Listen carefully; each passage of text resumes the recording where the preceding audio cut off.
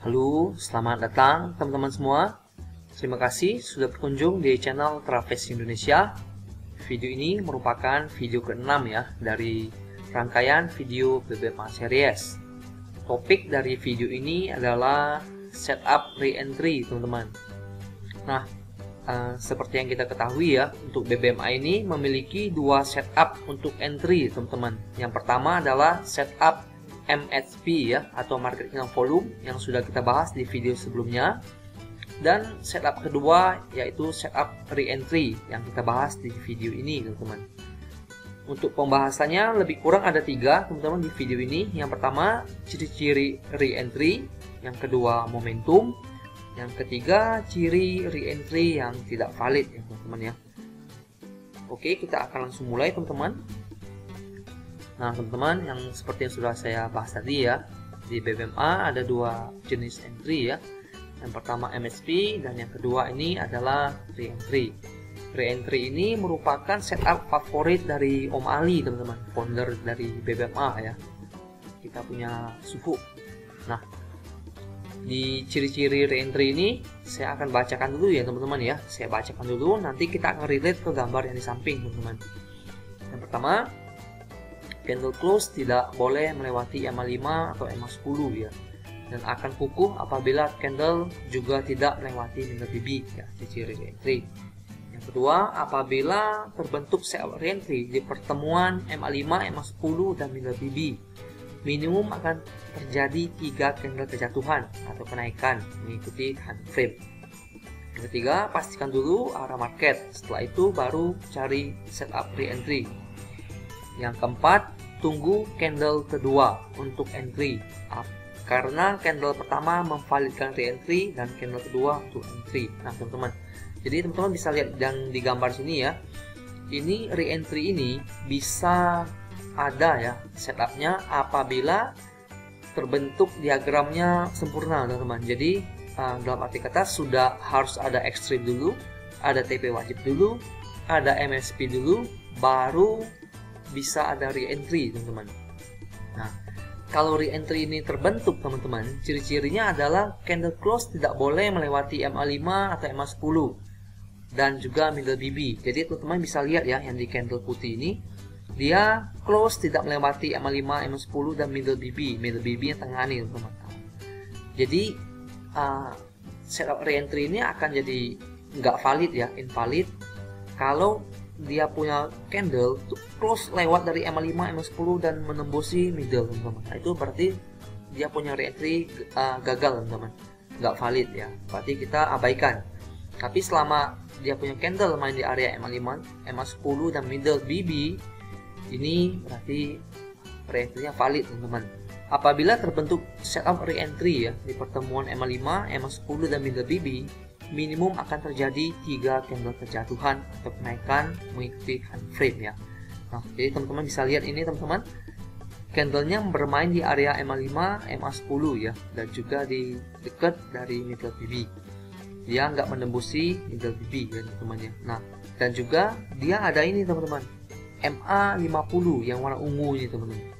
Nah, ini Om Ali juga sering mengatakan ini adalah best setup, teman-teman, setup terbaik dari BBMA ya, karena candlenya bermain di area MA 5, MA 10 dan MA 50 ya. Dan ini minimum akan terjadi 3 candle kejatuhan, teman-teman, mengikuti time frame. Jadi apabila ini adalah daily, maka dia akan turun 3 hari minimum, teman-teman. Hari pertama, hari kedua, dan hari ketiga ya. Dan apabila ini misalkan adalah weekly ya, berarti akan terjadi 3 minggu kejatuhan, teman-teman. Minggu pertama, minggu kedua, dan minggu ketiga ya. Kira-kira seperti itu, teman-teman. Dan ini pastikan dulu arah market ya. Jadi kita pastikan memang arah marketnya sudah mau downtrend ya. Kita cari re-entry dan kita sell ya. Jadi kita jangan melawan arah, jangan melawan trend ya, teman-teman ya. Dan yang keempat, tunggu candle kedua untuk entry ya. Ya ini, teman-teman, kita tunggu candle kedua, kita pastikan dulu dia memang nggak menembusi EMA 5, EMA 10 dan middle ya, kita boleh open sell. Kita lanjut, teman-teman. Nah, teman-teman, ini saya recap ulang ya teman-teman ya, untuk dia punya diagram BBMA ya, full ya.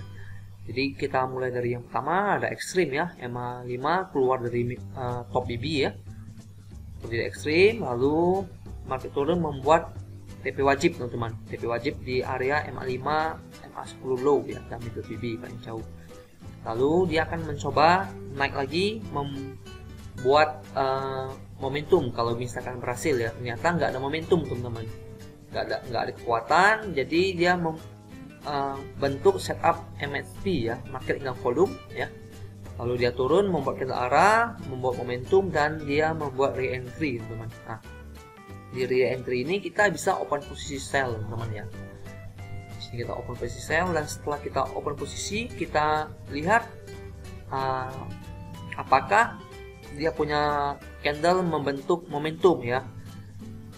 Karena kalau misalkan terjadi momentum seperti ini ya, apabila turun ya terjadi momentum ya, pasti ada re-entry lagi teman-teman. Jadi patokannya adalah memang kalau ada momentum ya ada re-entry, kalau ada momentum ya, pasti ada re-entry teman-teman ya. Dan kapan kita nggak entry lagi teman-teman ya, pada saat setelah kita entry ini yang ketiga, ternyata market nggak membuat momentum baru teman-teman. Nah, ini berarti re-entry-nya sudah nggak valid ya teman-teman ya. Berarti kita saat dia turun di sini nggak membuat momentum baru ya, dia cuma bermain di area EMA 5 EMA 10 low ya, berarti kita sudah harus close posisi semua teman-teman. Karena kalau kita nggak close, market kemungkinan akan putar arah ke atas lagi ya teman-teman ya. Jadi seperti itu teman-teman. Ini momentum adalah signal kekuatan market ya. Jadi selama masih ada momentum penurunan, berarti masih ada kekuatan untuk turun. Tapi apabila di sini re-entry nggak membentuk momentum baru, berarti nggak ada kekuatan lagi untuk turun teman-teman. Jadi harga akan naik atas ya. Kira-kira seperti itu teman-teman untuk re-entry-nya. Dan untuk re-entry yang nggak valid ya, seperti yang tadi, yaitu adalah pada saat dia re-entry-nya melewati EMA 5, EMA 10 dan juga middle ya. Dia naik tembus ke atas, berarti dia punya re-entry nggak valid ya. Selama dia masih main di area bawah sini ya, berarti dia masih valid. Dan juga di re-entry di sini ya, kalau misalkan dia nggak membuat momentum untuk penurunan, berarti ya sudah nggak valid, nggak ada kekuatan untuk turun lagi teman-teman.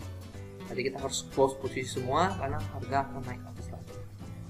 Kira-kira seperti itu aja teman-teman untuk setup re-entry. Apabila ada yang kurang jelas ya, teman-teman bisa tulis di kolom komentar.